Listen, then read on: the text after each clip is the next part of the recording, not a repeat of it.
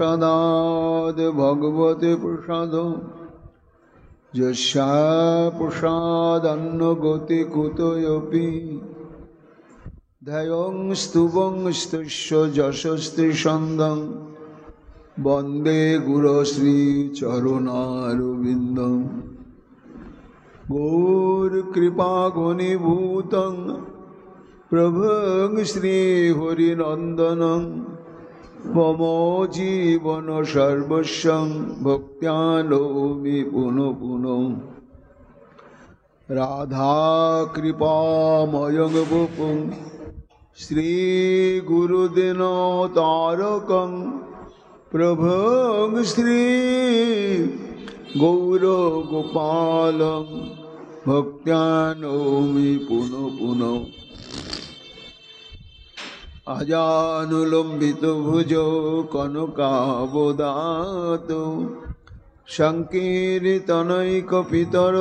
कमलायताक्षो विश्वाम्भरो द्विजवरो जुगधर्मपालो वन्दे जगत्प्रियकरो करुणावतारो आनन्दलीलामय विग्रहाय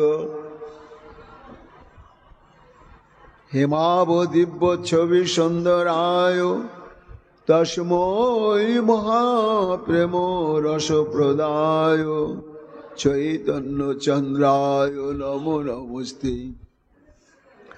निरानन्दमिदं सर्वं प्रेमानन्दस्वदीकृतं येन तं सततं वन्दे नित्यानन्दं जगद्गुरुं श्रीअद्वैत नमस्तुभ्यं कलिजनकृपानिधे गौरप्रेमप्रदानाय श्रीसीतापतये नमो लादिनीस्वरूपाय गौराङ्गसुहृदाय च भक्तशक्तिप्रदानाय गदाधर नमस्तुते प्रणमामि श्रीवासं तमादं पण्डितं मुदा श्रीगौराङ्गकृपापात्रं कीर्तनानन्दमानसं गौरप्रेमप्रदावैव सर्वत्र समदर्शिने नारायणसुताय च श्रीमन्नरहरये नमो बर्हापीडभिरामं मृगमदतिलकं कुण्डलाक्रान्तगण्डं कञ्जाक्षं कुम्भुकण्ठं स्मेतसुभगमुखं साधरेणस्तवेणुं श्यामं शान्तं त्रिभङ्गं रविकरो वसनभूषितं वैजयन्त्या वन्दे वृन्दावनस्थसुतभीतं ब्रह्मगोपालवेशम् नमोऽनुलीननेत्राय वेणुवाद्यविनोदिने राधाधर सुधापादं सलिले वनमालिने हे कृष्ण करुणा सिंधु दीनबन्धु जगत्पते गोपेश गोपिका कांत राधा कांत नमोस्तुते मुखं करोति वाचालं पुंगुं लंघयते गिरिं यत्कृपातमहं वन्दे परमानन्दमाधवं तप्तो काञ्चन गौरांगी राधे वृन्दावनेश्वरी वृषभानुसुते देवी तां नमामि हरिप्रिये महाभावस्वरूपातं कृष्णा प्रिया बुरीयसी प्रेमी भुक्तिप्रदे देवी राधिका तं नमाम्यहं वन्दे नन्दव्रजस्त्रीणां पादरेणुमभिघ्नस यशांग हरिकथोद्गीतं पुनाति भुवनत्रयम् आचतुर्वदन ब्रह्मादिबाहुरो परो हरि अभालोचन शम्भुर्भगवान् बदरायणि यं प्रभजन्तमनुपेतमपेतकीर्तं द्वैपायनो আজুহাবো বিরহ তন্ময়তি আজুহাবো পুত্রেতি তন্ময়তি তমনিমানতস্মি তমাদিদেবম করুণা নিধানম তমাল বর্ণম সহিতাবতারম অপার সংসার সমুদ্র সেতুম ভজামহে শ্রী ভাগবত স্বরূপম বংশাকল্পতরুভ্যশ্চ কৃপা সিন্ধুভ্যেব চ পতিতানাং পাবনেভ্যো বৈষ্ণবেভ্যো নমো নমো। জয় রূপ সনাতন ভট্ট রঘুনাথ শ্রীজীব গোপাল ভট্ট দাসে রঘুনাথ ভক্তি ভরে বন্দি ছয় গোসাইর চরণ যাহা হইতে বিঘ্ন নাশে অভীষ্ট পূরণ। জয় গৌর ভক্তবৃন্দ গৌর যাদের প্রাণ সবে মিলে দেহ মোরে নিতাই গৌর ভক্তি দান। এত বাড়িয়ে দিচ্ছিস কেন?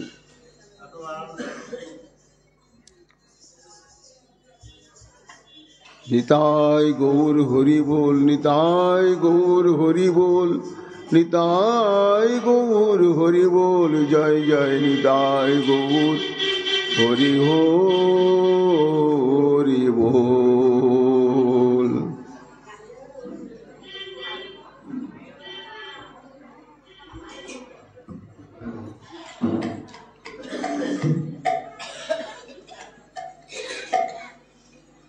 অনিন্দ্র বৃন্দ বন্দিতে ত্রিলোক শোকহারিণী প্রসন্ন বক্র পঙ্কজে নিকুঞ্জ ভূবিলাসিনী।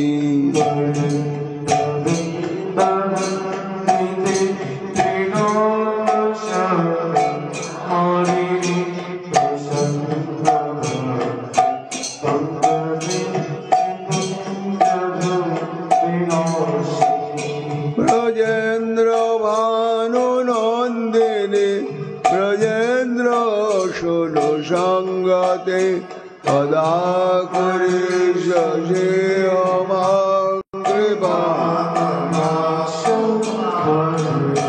কদা করি শশী অমাঙ্গৃপা অশোক বৃক্ষ বল্লরী বিতান মণ্ডপস্থিতে প্রবাল বাল পল্লব প্রভারুণাঙ্ঘ্রি কোমলে।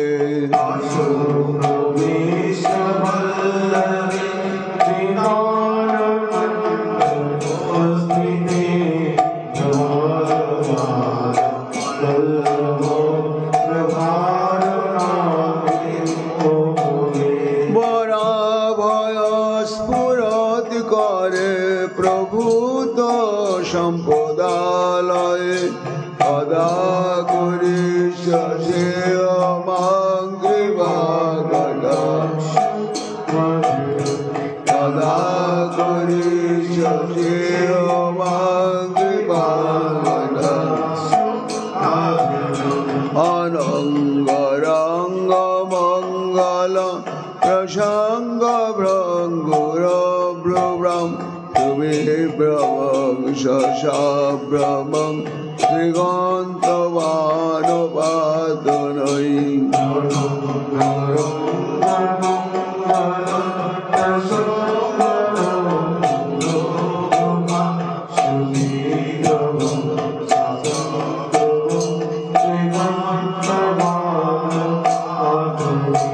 নিরন্তরং বশীকৃত প্রতীত নন্দনন্দনে সদা করি শশী অমাঙ্গৃপা কটাক্ষবাণ সদা করি শশী অমাঙ্গৃপা হরিত সুবর্ণ চম্পক প্রদীপ্ত গৌর বিগ্রহে মুখ প্রভা পরাস্তু কোটি শারদেন্দু মণ্ডলে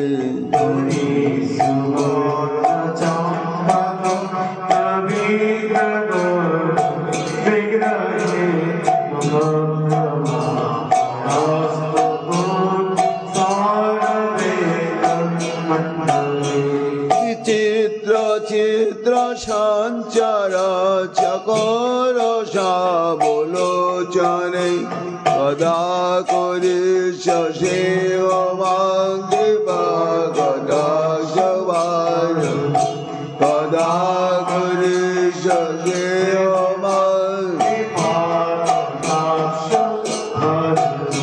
মদন মদাতি যৌবনে প্রমোদ মারবন্দিতে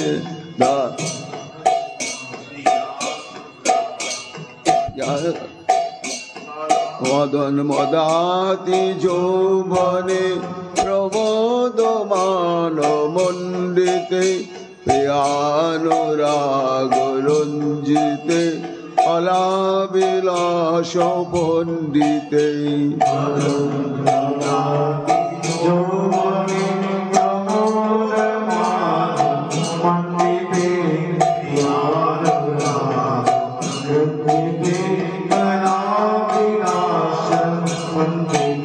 অনন্য ধন্য কুঞ্জরাজ কাম কেলি কবিদে অদা করে সেব মাঙ্গে সবার কদা করে সেব মাঙ্গে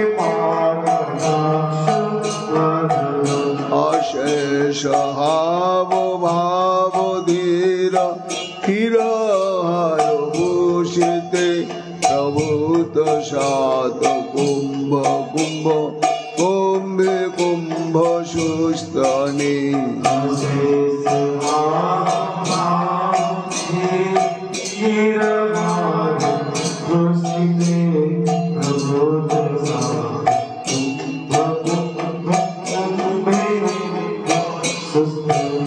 প্রশস্ত মন্দ হাস্য চূর্ণ পূর্ণ শোক সাগরে কদা করে মাঙ্গে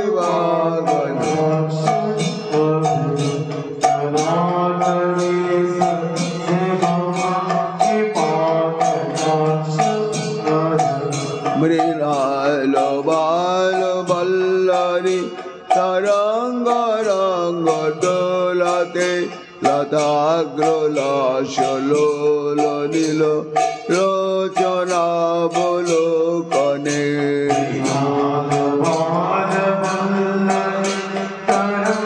রাধে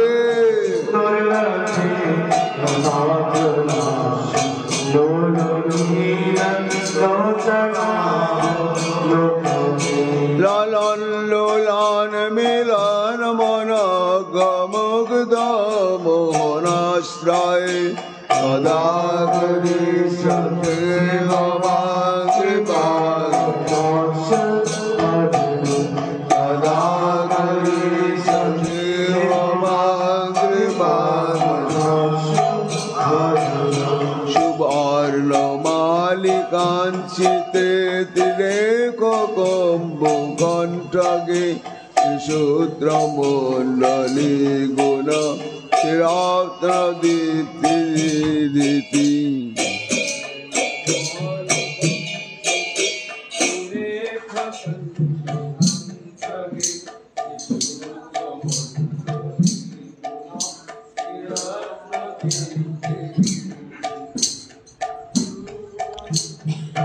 রাধে করিন্দ্র ষণ্ড দণ্ডিকা বরোহ শোভা গুরুকে কদা করি সেব মাঙ্গে সবাই কদা করি সেব মাঙ্গে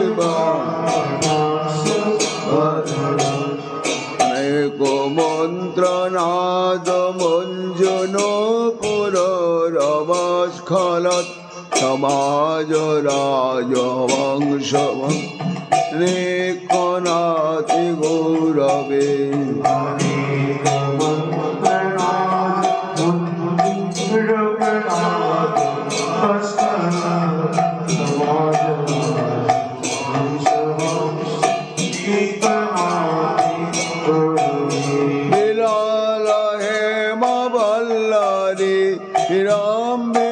চারু চক্রমে কদা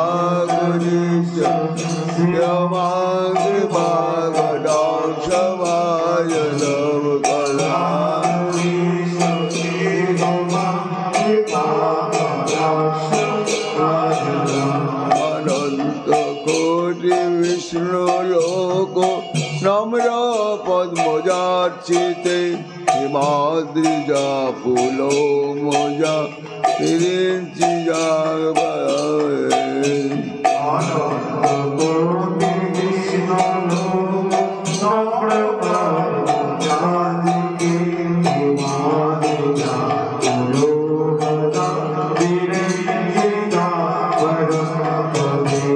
অপার সিদ্ধি বৃদ্ধি দিগ্ধ সাত পদাঙ্গুলি নখে কদা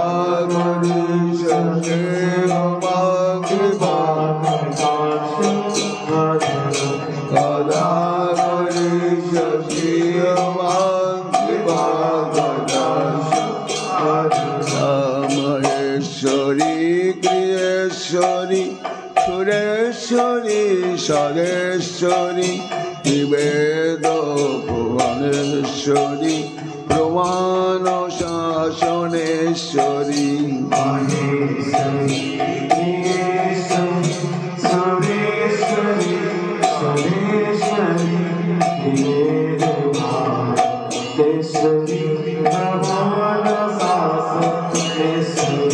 রামেশ্বরী শ্যামেশ্বরী প্রমোদ কানয়েশ্বরী ব্রজাশ্বরী ব্রজাধিপে শ্রীরাধিকে নমস্তুতে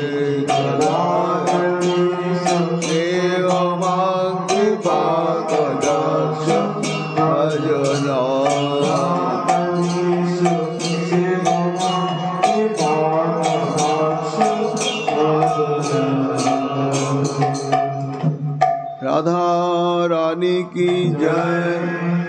अपार करुणामयी राधा रानी की जय। प्रेम भक्ति प्रदायिनी राधा रानी की जय। जय श्री राधे श्याम।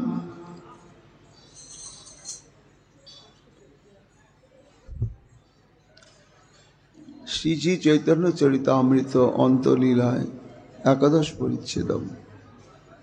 वंदे श्रीकृष्ण चैतन्यं भक्तानुग्रहकातरं जेनापि केनापि सन्तुष्ट भक्तोद्यतेन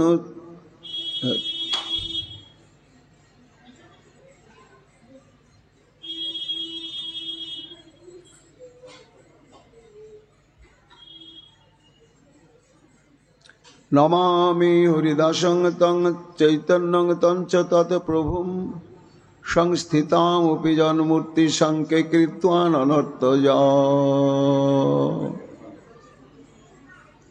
कलिजुग पावन अवतार प्रेम पुरुषोत्तम भगवान श्रीकृष्ण चैतन्य महाप्रभु परम प्रिय परिकर कृष्ण भक्त चूड़ामणि कविकुल मुकुटमणि परम पूज्यपाद श्रीमद कविराज गोस्वामी तार की हलो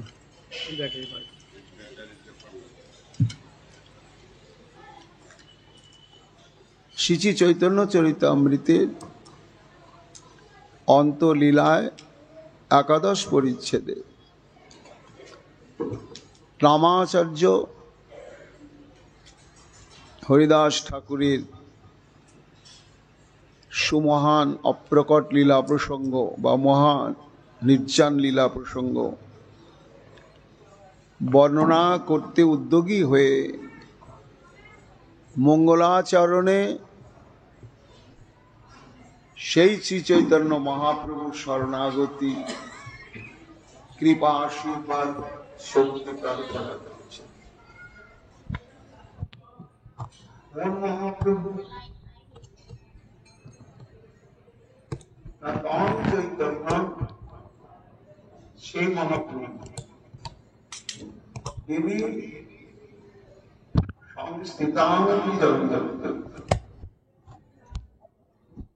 অর্থাৎ নিজের অঙ্কে নিজের প্রেমের মধ্যে যিনি স্থাপন করেছিলেন প্রাণ শ্রী হরিদাস ঠাকুর,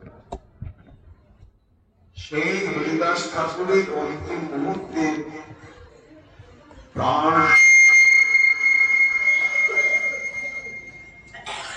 প্রাণ শূন্য শ্রী বিগ্রহকে অত্যাধিক প্রীতিবশত কোলে নিয়ে যিনি আনন্দ উন্মাদনায় প্রচন্ড নৃত্য করেছিলেন, সেই ভকত বৎসল ভগবান শ্রীকৃষ্ণ চৈতন্য মহাপ্রভুকে আমি প্রণাম নিবেদন করি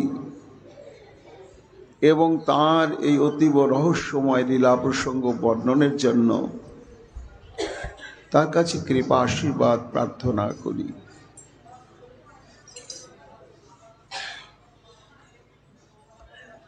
হরিদাস, এই হরিদাস শব্দ সম্পর্কে আমরা দেখেছি এর পূর্বে একমাত্র শ্রীমদ্ ভাগবতেই হরিদাস শব্দটির উল্লেখ করা হয়েছে। ভাগবতে 3 জন হরিদাসের কথা বলা হয়েছে, প্রথম, দ্বিতীয়, তৃতীয়। প্রথম হরিদাসকে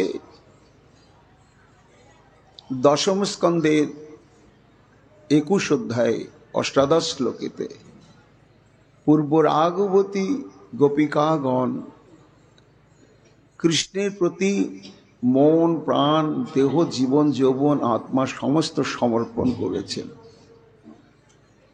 কিন্তু এখনো গোবিন্দের সঙ্গে তাদের সরাসরি সংযোগ ঘটে নাই, হৃদয় বিনিময় হয় নাই, মিলনও হয় নাই। এবং তারা যেমন গোবিন্দের রূপ গুণ মাধুর্য বংশীধ্বনি শ্রবণ করে আত্মহারা উন্মাদনায় যেমন নিজেকে রক্ষা করতে না পেরে উজাড় করে সমর্পণ করে দিয়েছেন,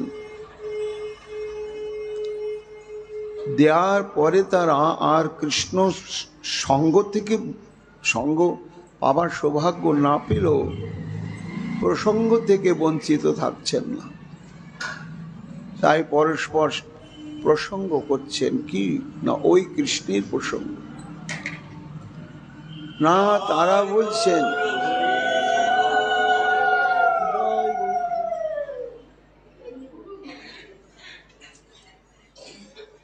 হন্ত দেখো, হায় আমরা এই বৃন্দাবনেতে যদিও নিখিল শাস্ত্র এবং সাধুগণ বলছেন যে 84 লক্ষ প্রকার জীবন এবং জন্মের মধ্যে শ্রেষ্ঠ মানব জন্ম, কিন্তু গোপীগণ বলছেন দেখো সখীগণ, শাস্ত্রে এটা বিচার হলেও আমাদের বিচারে কিন্তু যথার্থ শ্রেষ্ঠ নয় মানব জন্ম। কেন?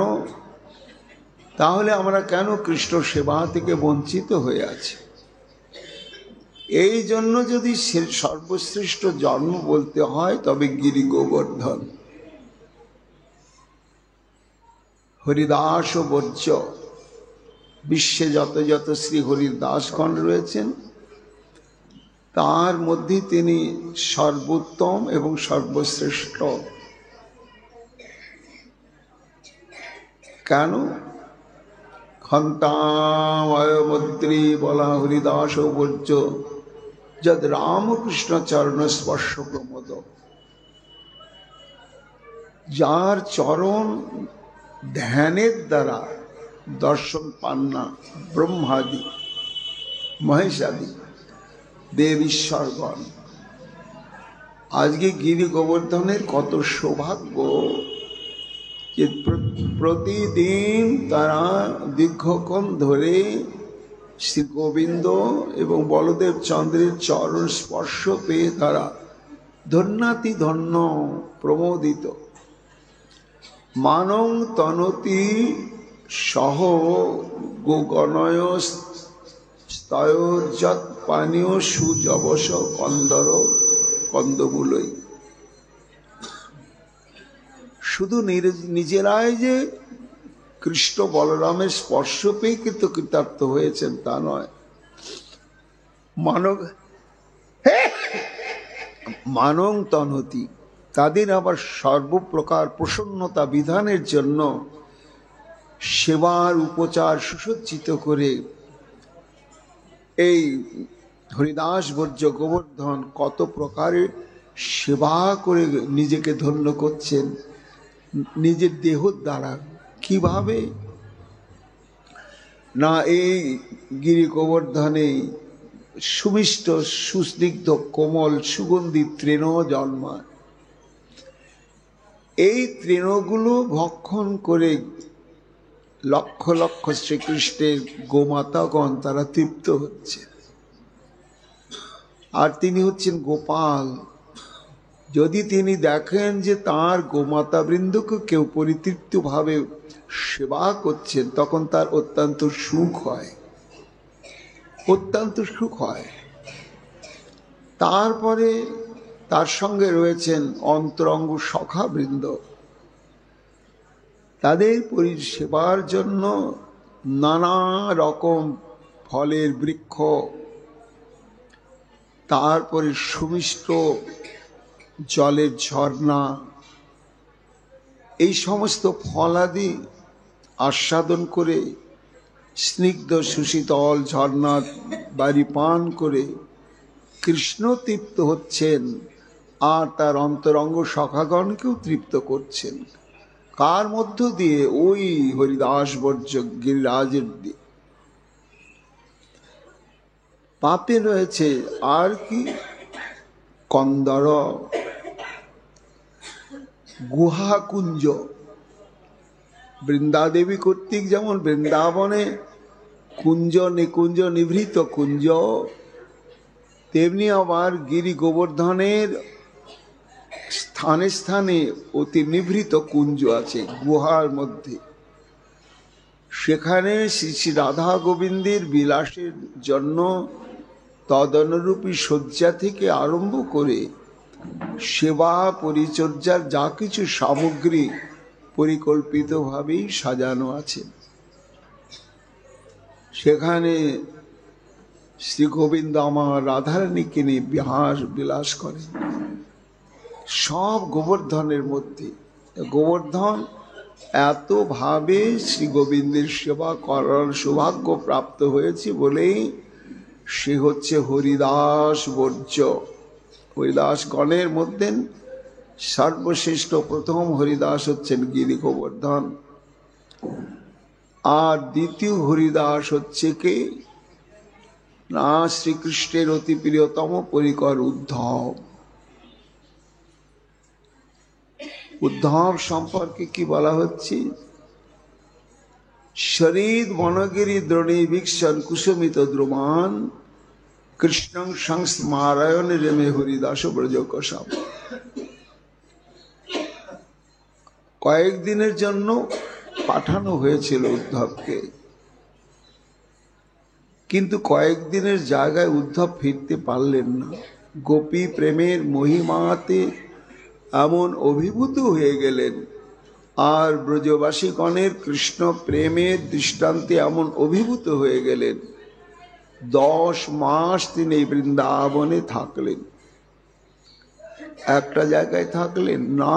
সুকমণি বলছেন প্রত্যেকটি গ্রামে গ্রামে ব্রজবাসীদের কাছে গিয়ে শ্রীকৃষ্ণ মথুরায় যে ব্রজবাসীদের কথা কেমন করে বলছেন, রাত্রি হলেই উদ্ধবকে নিয়ে বসে বসে প্রত্যেকটি ব্রজবাসীর সঙ্গে কৃষ্ণের যে প্রীতি ব্যবহার,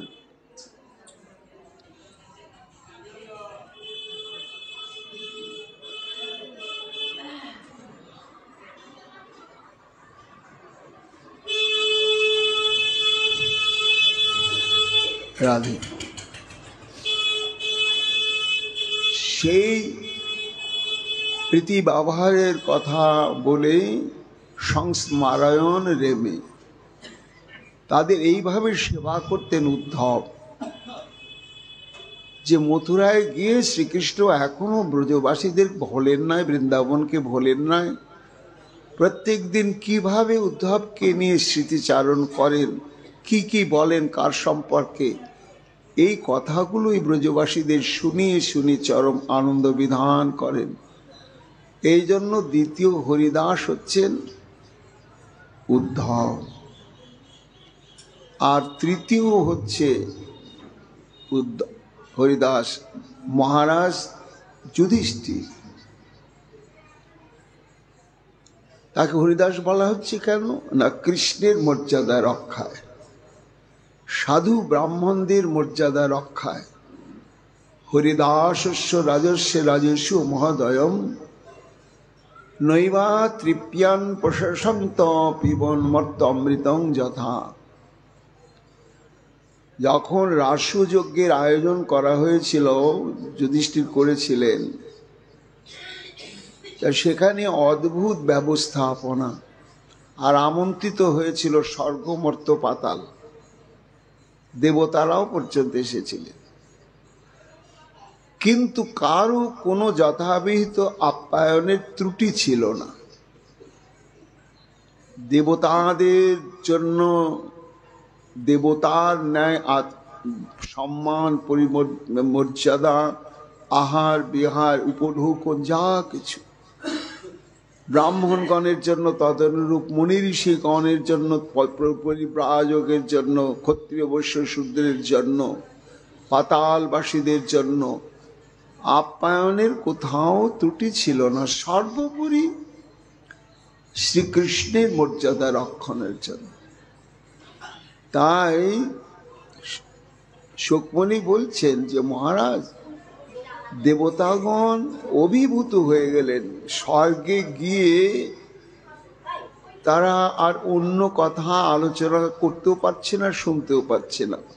ওই যুধিষ্ঠিরের কথা, ওই যুধিষ্ঠিরের কথা বারবার, কেমন বারবার, পিমন মর্ত অমৃতং যথা। অমৃত পান করলে যেমন ভোলা যায় না, ওই আস্বাদনের কথাটা বারবার বলতে ইচ্ছা হয় যাকে তাকে। তা দেবতাগণও যেন যুধিষ্ঠিরের মহানুভবতা, সেবানিষ্ঠা, এই সমস্ত গুণের কথা তারা বলে শেষ করতে পারতেন না, প্রত্যেক দিন বলতেন। তা এই গুণের অধিকারী হওয়ার জন্য এই তৃতীয় হরিদাস হলেন আমাদের মহারাজ যুধিষ্ঠির। মানে উত্তম হরিদাস হলেন গিরি গোবর্ধন, মধ্যম হরিদাস হলেন আমাদের উদ্ধবজি, আর সাধারণ হরিদাস হলেন যুধিষ্ঠির। এই শ্রীমদ্ ভাগবতে তিনজন হরিদাসের কথা পাওয়া যায়। এবং হরিদাস শব্দ হচ্ছে হরিদাস, শব্দটা শুনে সহজ মনে হয়, লিখে দিলাম, নামের শেষে দাস লিখে দিলাম। আমার নাম রাম, লিখে দিলাম দাস, রামদাস। আমার নাম কৃষ্ণ, লিখে দিলাম দাস, কৃষ্ণদাস হয়ে গেলাম। কিন্তু দাস হওয়াটা যে কত কঠিন, সেটি বৃন্দাবন দাস ঠাকুর চৈতন্য ভাগবতে বলছে। কি বলছেন না, অল্প হেন নামানিও হরিদাস নাম, অল্প ভাগ্যে দাস নাহি করে ভগবান।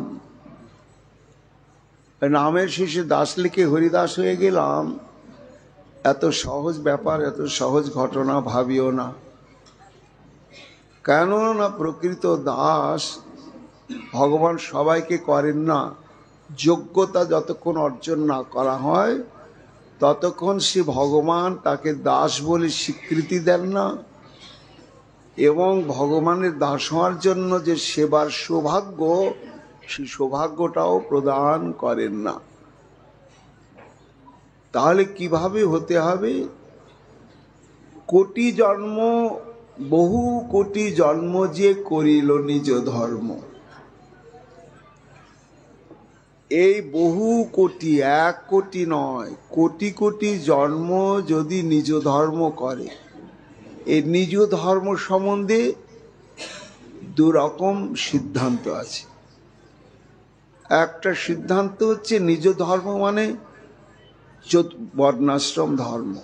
আমি যদি ব্রাহ্মণ হই তাহলে ব্রাহ্মণোচিত ধর্মকর্ম, ক্ষত্রিয় হলে ক্ষত্রিয়োচিত ধর্ম, বৈশ্য হলে শূদ্র হলে, বা ব্রহ্মচারী হলে, গৃহস্থ হলে, বানপ্রস্থ এবং সন্ন্যাসী হলে তদনুচিত কর্ম। এটাই বলা হচ্ছে নিজ কর্ম। এরকম নিজ কর্ম যদি পরপর 1 কোটি জন্ম করে।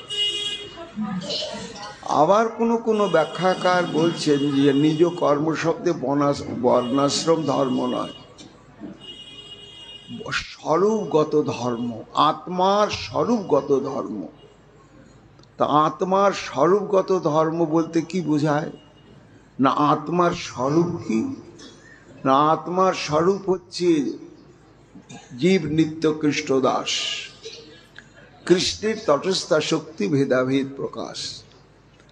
তাহলে জীবের স্বরূপ হয় কৃষ্ণের নিত্য দাস। তাহলে আমার স্বরূপ হচ্ছে আমি কৃষ্ণের দাস, আর আমার স্বরূপ ধর্ম হবে যে দাসের যে ধর্ম হচ্ছে প্রভু প্রসন্নতা বিধানের জন্য দিবারাত্রি তৎপর থাকা। এইভাবে যিনি কোটি জন্ম ধরে শ্রীকৃষ্ণের মানুষে বা যথাবস্থিত দেহে তার উদ্দেশ্যে সেবা সাধন করেন এবং অহিংসায় অমায়ায় করেন সর্বকর্ম, এবং হিংসা বর্জিত আসক্তি শূন্য হয়ে অহর্নিশ দাস্যভাবে যে করে প্রার্থন, গঙ্গালভ্য হয় কালে বলি নারায়ণ। এতগুলো স্বীকৃতি, তারপরে যদি নারায়ণ বলতে বলতে দেহ ত্যাগ করে, এতগুলো স্বীকৃতি জমলে তবে হয় মুক্ত সর্ববন্ধের বিনাশ। এই যে দুঃসিদ্ধ কর্মবন্ধন সেটি খণ্ডন হয়, তবে মুক্ত হয় সর্ববন্ধের বিনাশ। আর মুক্ত হইলে সেই হয় গোবিন্দের দাস।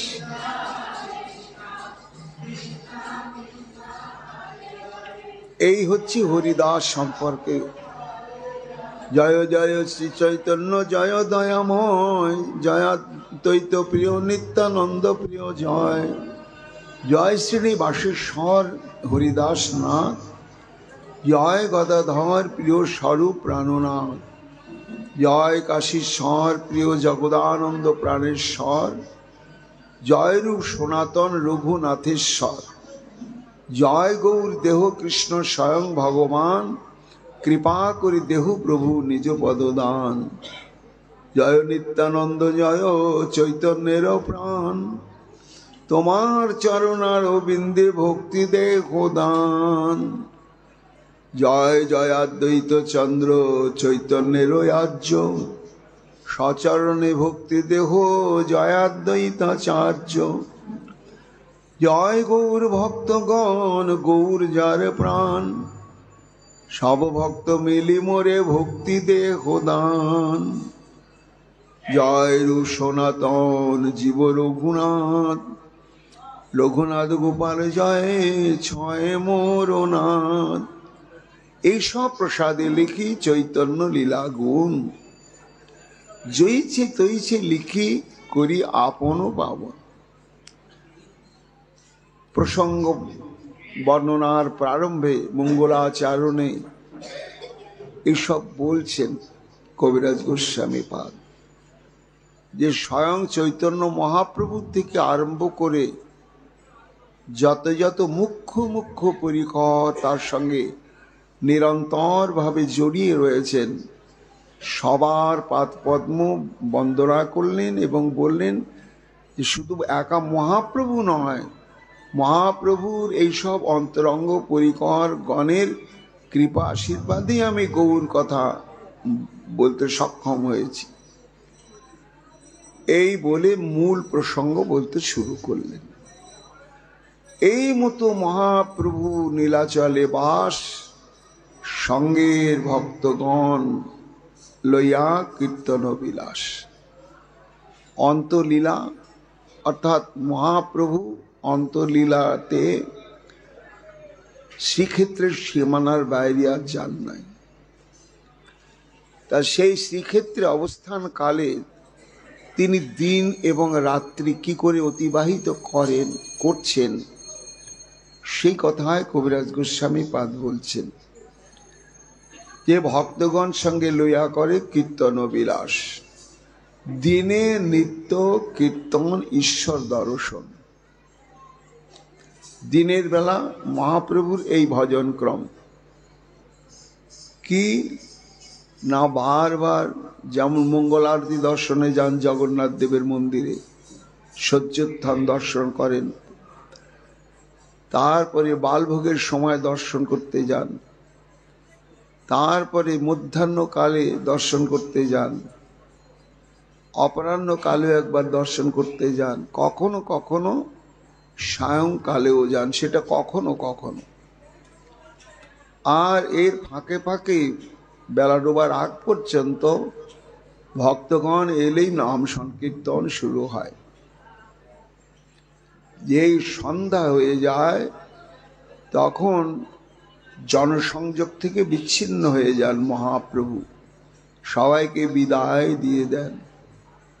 আর বাইরে তখন উনি অবস্থান করেন না, গম্ভীরার অভ্যন্তরে প্রবেশ করে। আর সেখানে থাকে মাত্র দুইজন পরিকর, এক স্বরূপ দামোদর আর এক রামানন্দ। রাত্রের আয় স্বরূপ সনে রস আস্বাদন। কেননা দিনের বেলা মহাপ্রভু থাকেন যথাবস্থিত আবেশে, যে আমি শ্রীকৃষ্ণ চৈতন্য সন্ন্যাস গ্রহণ করেছি, নাম সংকীর্তন প্রবর্তন, যুগধর্ম প্রবর্তন আমাকে করতে হবে, আর ভক্তগণের বাসনা পূরণ করতে হবে, ভক্তগণের জ্ঞাতব্য বিষয় যার যেটা জানবার ইচ্ছা জানাতে হবে, এটাই আমার কর্তব্য। দিনের বেলা মহাপ্রভু এই ভাবনাতেই থাকেন। কিন্তু রাত্রি যেই হয়ে যায় তখন আমি আর শ্রীকৃষ্ণ চৈতন্য মহাপ্রভু না, তবে কি বিরোহিণী রাধা। শত বৎসর বিরহ বুকে নিয়ে বৃন্দাবনে যেভাবে রাধারানীর বিরহের দিনগুলো অতিবাহিত হতো, একমাত্র সঙ্গী ছিল ললিতা আর বিশাখা, আর কেউ না। তা যে রাত্রিকাল এসে যায় মহাপ্রভু সেইভাবে ভাবিত হন। আর সেখানে একমাত্র রামানন্দ রায়, বিশাখা সখী আর স্বরূপ দামোদর ললিতা সখী থাকেন। এই মতো মহাপ্রভুর সুখে কাল যায়। এই মতো মানে দিনে নাম সংকীর্তন ভক্ত সঙ্গ, আর রাত্রিবেলায় হচ্ছে স্বরূপ দামোদর রামানন্দের সঙ্গে নিভৃতে নিগুড় ব্রজের রস আস্বাদন। এটি এইভাবে দিন অতিবাহিত হচ্ছে। এই মতো মহাপ্রভুর সুখে দিন যায়। সুখ বলা হচ্ছে, বিরহটাও সুখ আর মিলনের আনন্দটাও সুখ। তার সঙ্গে সঙ্গে কি হয়, কৃষ্ণের বিরহ বিকার অঙ্গে না আমায়। কবিরাজ গোস্বামী পাদ দর্শন করছেন যে 12 বছর একদিনও মহাপ্রভু শেষের 12 বছর অঙ্গ থেকে অশ্রুকম্প পুলক সাত্ত্বিক বিকারগুলো কখনো বিদায় নেয় নাই। রাত্রি সেটি আরো গভীর ভাব ধারণ করে, দিনের বেলা একটু কম থাকে। এবং তার সঙ্গে আরো যে সঞ্চারী ভাব, সেই সঞ্চারী ভাবগুলো সাত্বিক ভাবের সঙ্গে সঙ্গে সঞ্চারী ভাবগুলো এসে যুক্ত হয়ে যায়, সেগুলোই প্রকাশিত হয়। সে কথাই বলছেন, দিনে দিনে বাড়ে বিকার, রাত্রে অতিশয়, চিন্তা উদ্বেগ প্রলাপ আদি যত শাস্ত্রে কয়।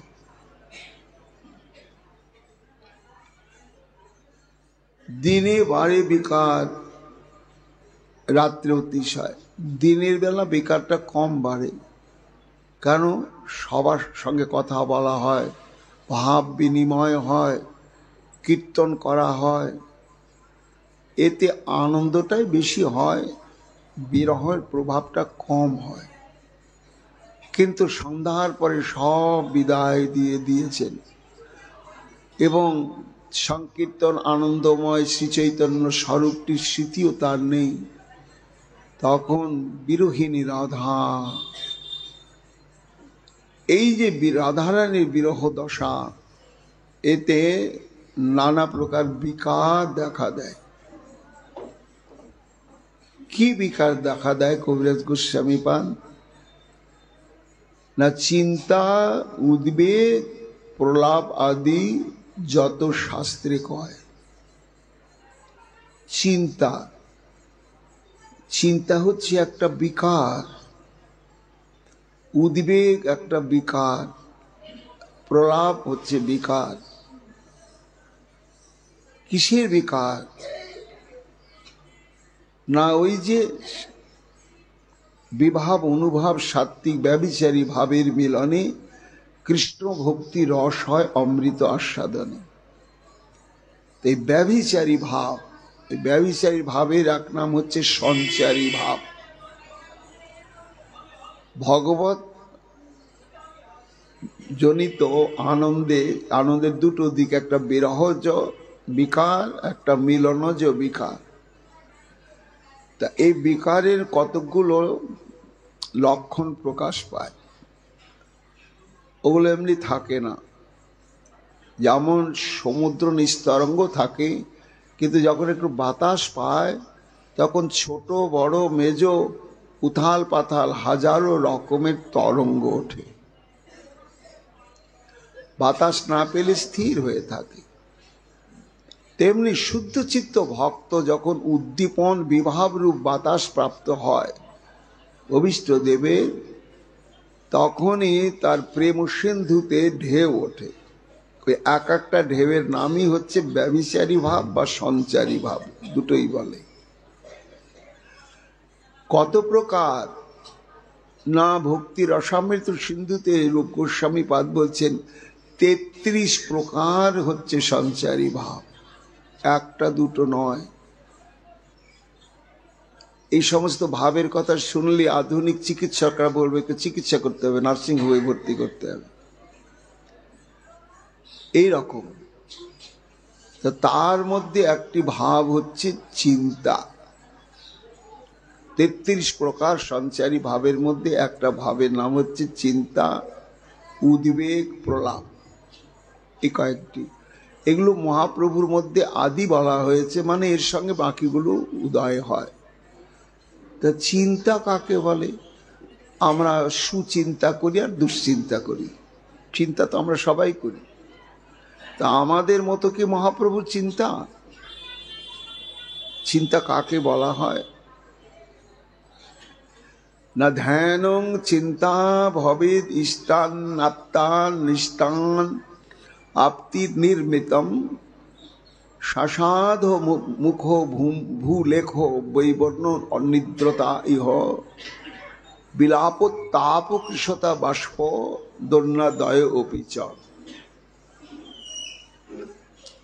চিন্তা বলা হচ্ছে কাম্য বস্তু পাচ্ছি না, আর যেটা পাচ্ছি সেটা কাম্য নয়। এর ফলে মনের মধ্যে যে একটা ভাবনার তরঙ্গ ওঠে, যেটা চাইছি সেটা পেলাম না, আর যেটা পেলাম এটা চাইছি না, হায় রে এটা কেন, কি করব আমি। এই কাম্য বস্তু না পাওয়ার জন্য এবং প্রাপ্ত বস্তুটা কাম্য না হওয়ার জন্য মনের যে বিকার ভাব তাকে বলা হচ্ছে চিন্তা।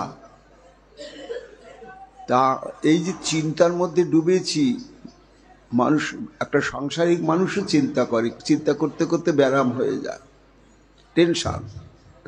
টেনশনে হয়েছে। তো ভগবত ভজনের এটা টেনশন, এবং এই টেনশন অর্থাৎ এই উদ্বেগটা বা চিন্তা রূপ সঞ্চারী ভাব যদি ভক্তির উদয় হয়, তার সিমটম কি, লক্ষণগুলো কি না? শাস্ত্র বলছে নিঃশ্বাস, তখন অসংলগ্ন নিঃশ্বাস, কখনো জোরে জোরে, কখনো একেবারে হালকা নিঃশ্বাস বইবে, আর মাথা উঁচু করতে পারবে না, সবসময় মাথা নিচু করে থাকবে, এবং মাঝে মাঝে হাত দিয়ে হোক পায়ের নখ দিয়ে হোক মাটি আঁচড়াবে। চিন্তা যদি উদয় হয় তার এগুলো লক্ষণ। আর কি, ঘুম আসবে না, দিনেও ঘুম আসবে না, রাতেও ঘুম আসবে না। আর কি, বিলাপ, অসংলগ্ন কথা বলবে,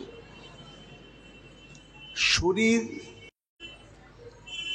আর শুকিয়ে যাবে, ব্যবহারে অত্যন্ত দৈন্যতা প্রকাশ পাবে। এই চিন্তা নামক সঞ্চারী ভাব যদি কারো মধ্যে উদয় হয় গুরু বৈষ্ণবের কৃপায়, তখন এই সমস্ত লক্ষণগুলো তার ভিতরে দেখা যাবেই। এগুলো গম্ভীরা লীলায় মহাপ্রভুর মধ্যে দেখা যাচ্ছে, তাই ওটাকে বলা হচ্ছে চিন্তা। তারপরে বলা হচ্ছে উদ্বেগ। উদ্বেগ কাকে বলা হয় না? উদ্বেগ মনুষ্য কম্পস্তত্র ঋষাস চাপল্যে স্তম্ভস চিন্তাশ্রু বৈবর্ণ সেদাদয় উদীরিতা। উদ্বেগ যখন আসবে তখনও মনের যে চাঞ্চল্য অবস্থা বিরাহাদিতে, তার নামই হচ্ছে উদ্বেগ। এর লক্ষণগুলো এরকমই: দীর্ঘশ্বাস, চপলতা, স্তব্ধতা, অশ্রু, বৈবর্ণ, ঘর্ম, এই সমস্ত। আর প্রলাপ, ব্যর্থালাপ ও প্রলাপস্যাৎ, অসংলগ্ন কথার নামই হচ্ছে প্রলাপ। তা মহাপ্রভু রাত্রিবেলা স্বরূপ দামোদর আর রামানন্দ রায় থাকেন, আর কেউ থাকে না। অপ্রকৃতিস্থ অবস্থায় মহাপ্রভু রাত্রিবেলা হলে অপ্রকৃতিস্থ হয়ে যান। কখনো স্বরূপ দামোদর রামানন্দকে চেনেন না, কিন্তু তাদেরকে ছেড়ে থাকতে পারেন না তিনি। এইভাবে হরিদাস নির্যানের আগে মহাপ্রভুর দিনগুলো পুরীধামে অতিবাহিত হচ্ছে। স্বরূপ গোসাই আর রামানন্দ রায় রাত্রি দিনে করে দোহে প্রভুর সহায়। এর তো কোনো চিকিৎসা নেই যে কোনো চিকিৎসকের কাছে নিয়ে যাওয়া হবে, চিকিৎসালয়ে ভর্তি করা হবে। এখনকার দিনে হয়তো ভর্তি করা হতো, কিন্তু রামানন্দ রায়, স্বরূপ দামোদর এরা রসিক, রসতত্ত্ববেত্তা। তারপরে সাক্ষাৎ ললিতা এবং বিশাখা, তারা বুঝতে পারছেন যে এটা মহাসাত্ত্বিক ভাব। এ ভাবের প্রশমনের কোনো ঔষধ নাই, কোনো প্রলেপ নাই, কোনো পানীয় বস্তু নাই, আহার্য বস্তু নাই। একমাত্র যে ভাবের বিকারে প্রভুর এই দশা হয়েছে, সে ভাবটাকে বুঝবার চেষ্টা করতে হবে। সেই ভাবটা হচ্ছে দুই রকমের। একটা প্রচন্ড তীব্র বিরহের ব্যথায় একটা ভাব যাচ্ছে, যে ব্যথাটা সহ্য করা যাচ্ছে না, বিরহ, এ একটা ভাব। আর মিলনের একটা অনির্বচনীয় চরম প্রগাঢ় আনন্দের ভাব। তো একটা মিলনজনিত আনন্দের ভাব কখনো কখনো প্রকাশ পাচ্ছে, এবং সেই মিলনজনিত আনন্দের ভাবেও বিকার দেখা দেয়। আবার বিরহ উৎকণ্ঠার ভাবেও বিকার দেখা দেয়, কিন্তু দেখা দিলেও এটা আনন্দ উন্মাদনাজনিত বিকার আর এটা বিরহ উন্মাদনাজনিত বিকার। এটা বিচার করতে একমাত্র রামানন্দ রায় স্বরূপ দামোদরই পারেন, আর কেউ পারেন না। তো যখন বোঝেন যে প্রভুর এই বিকারটা প্রকাশ পাচ্ছে, এটা মিলন আনন্দজাত, অর্থাৎ প্রাণবল্লভকে রাধারানী পেয়েছেন দীর্ঘদিন পরে, একেবারে তৃষিত অঙ্গ প্রত্যঙ্গ প্রতি অঙ্গ লাগি কাঁদে প্রতি অঙ্গ মোর, তাকে পেয়ে যে রাধারানী যে একেবারে কি নিবিড় আনন্দ, সে আনন্দে যে বিকার প্রকাশ পাচ্ছে মহাপ্রভুর মধ্য দিয়ে, সেটিকে আর গভীর আস্বাদন করবার জন্য মিলন আত্মক রসশ্লোক বা রসগীতিকা স্বরূপ দামোদর গাইছেন, শ্লোকগুলো শোনাচ্ছেন রামানন্দ রায়। এইভাবে স্বরূপ গোসাই আর রামানন্দ রায় রাত্রি দিনে করে দোহে প্রভুর সহায়। দিনের বেলাও তারা থাকে, আর কোনো কাজ নেই, কেননা দিনের বেলা প্রভুর হচ্ছে অর্ধবাহ্য দশা আর বাহ্য দশা, আর রাত্রিবেলা হচ্ছে অন্তর্দশা। তিন প্রকার দশা, অন্তর্দশা, অর্ধবাহ্য দশা আর বাহ্য দশা। তো যখন অন্তর্দশা প্রাপ্ত হন তখন আর সহায়তা করার মতো দুইজন ছাড়া আর কেউ নাই। তাজ মহাপ্রভু শেষ অবস্থা, মানে গম্ভীরা লীলার শেষ দিকের অবস্থা, সেই সময় হরিদাস নির্যান ঘটেছিল। এইবার মূল প্রসঙ্গ বলতে শুরু করলেন। এইভাবে রাত্রি দিনে করে মহাপ্রভুর সভায় একদিন গোবিন্দ মহাপ্রসাদ লইয়া হরিদাসী দিতে গেল আনন্দিত হইয়া। একদিন মানে হচ্ছে প্রত্যেক দিনই, কেন মহাপ্রভু হরিদাসের জন্য মহাপ্রসাদের ব্যবস্থা নিজের দায়িত্বে করেছিলেন এবং প্রত্যেক দিনই গোবিন্দকে দিয়ে মহাপ্রসাদ পাঠিয়ে দিতেন হরিদাসের কাছে। তা আনন্দ কেন গোবিন্দের? না, আনন্দ হচ্ছে যে একাধারে আমি যেমন ভগবত সেবার সৌভাগ্য প্রাপ্ত হয়েছি, আবার তেমনি মহন্ত সেবার সৌভাগ্য প্রাপ্ত হয়েছে। তা মানুষের জীবনের চরম দুটি সৌভাগ্য। এক সৌভাগ্য হচ্ছে সাক্ষাৎভাবে ভগবানের প্রিয় বস্তুর দ্বারা ভগবানের সেবা করা। জগন্নাথের সেবা, শ্রী বিষ্ণু মহাপ্রভুর সেবা করেন জগন্নাথের মহাপ্রসাদ দিয়ে। আর এক হচ্ছে সৌভাগ্য যখন বৈষ্ণব মহন্ত বা ভক্তের সেবা সৌভাগ্য প্রাপ্ত হওয়া যাবে।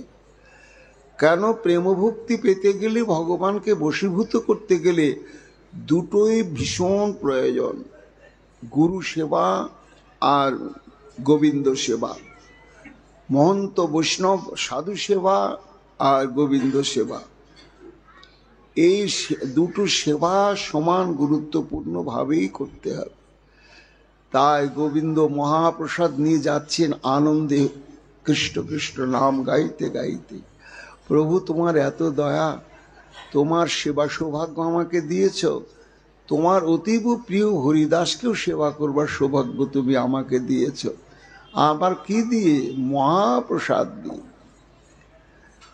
তাই ভগবত সেবা পাওয়ার চাইতো সিদ্ধ মহাত্মাদের সেবা সৌভাগ্য পাওয়া আরো আনন্দজনক।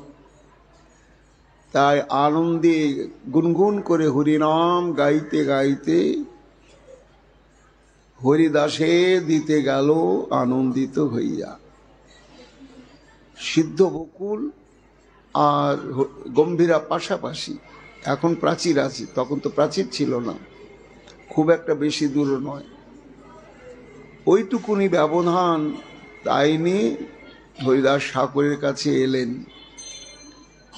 তাকে হরিদাস ঠাকুর করিয়াছে শয়ন, মন্দ মন্দ করিতেছে সংখ্যা সংকীর্তন। এই দৃশ্যটি কোনোদিন গোবিন্দ দেখেনি। যে দৃশ্য প্রত্যেক দিন দেখেন, সেটি যখন প্রসাদ নিয়ে আসেন তখন দেখেন গোবিন্দ উদ্দণ্ড নৃত্য করতে, হরিদাস ঠাকুর উচ্চস্বরে নাচতে নাচতে হরিনাম গাইছে, হরে কৃষ্ণ মহামন্ত্র নাম করছে। 1,00,000 হরিনাম করেন তিনি অতি উচ্চস্বরে নৃত্য করতে করতে। আর 1,00,000 হরিনাম করেন বাচিক, হরে কৃষ্ণ কৃষ্ণ কৃষ্ণ হরে হরে, এইভাবে। আর 1,00,000 নাম করেন মানস জপ। এইভাবে 3,00,000 হরিনাম প্রত্যেক দিন জপ করেন। তা যখন তিনি উচ্চস্বরে করেন তখন সঙ্গীত আকারে এবং নৃত্যের সঙ্গে সঙ্গে। তা মহাপ্রভুর চাইতে প্রায় 50-52 বৎসরের বয়সে বড় হরিদাস।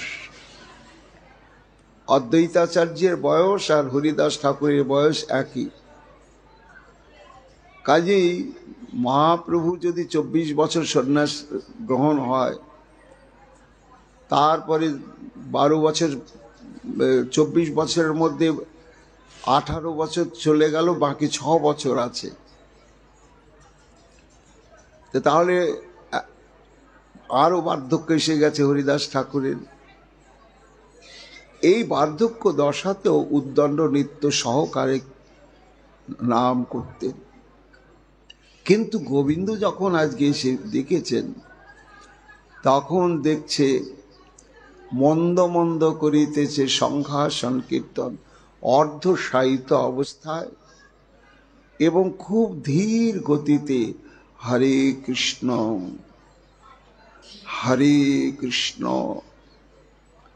কৃষ্ণ কৃষ্ণ হরে হরে এইভাবে নাম করছে। আশ্চর্য হয়ে গেলেন, এই দৃশ্যটা কোনোদিন দেখিনি যে হরিদাস শুয়ে আছে, আর একটা কিছু হয়েছে।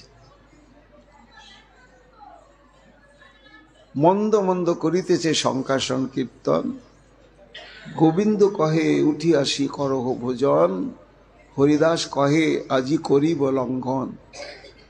ঠাকুর, আমি মহাপ্রসাদ এনেছি, মহাপ্রভু পাঠিয়েছেন তোমার জন্য, নাও তুমি গ্রহণ করো। তা কি দেখছেন গোবিন্দ।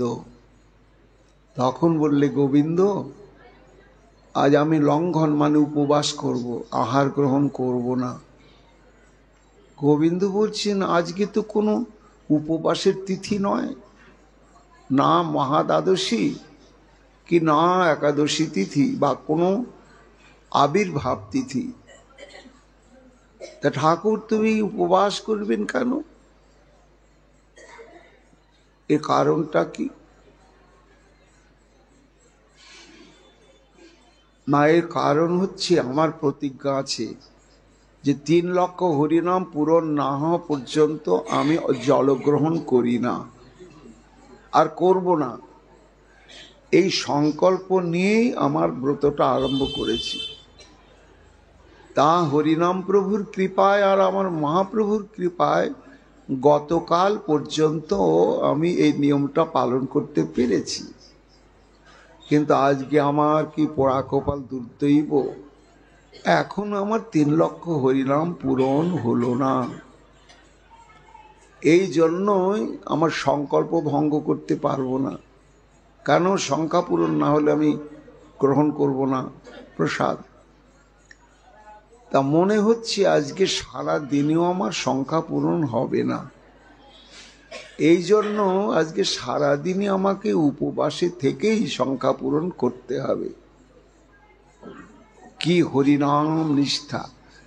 শুনে গোবিন্দ তো আশ্চর্য হয়ে গেলেন, কিন্তু বললেন, দেখো সবই বুঝলাম ঠাকুর, কিন্তু আমি কিন্তু খাদ্যদ্রব্য আনি নাই, আমি এনেছি মহাপ্রসাদ। যে মহাপ্রসাদ সেমন মহাদেবেরও দুর্লভ, ব্রহ্মারও দুর্লভ, সেই মহাপ্রসাদ আমি তোমার জন্য এনেছি।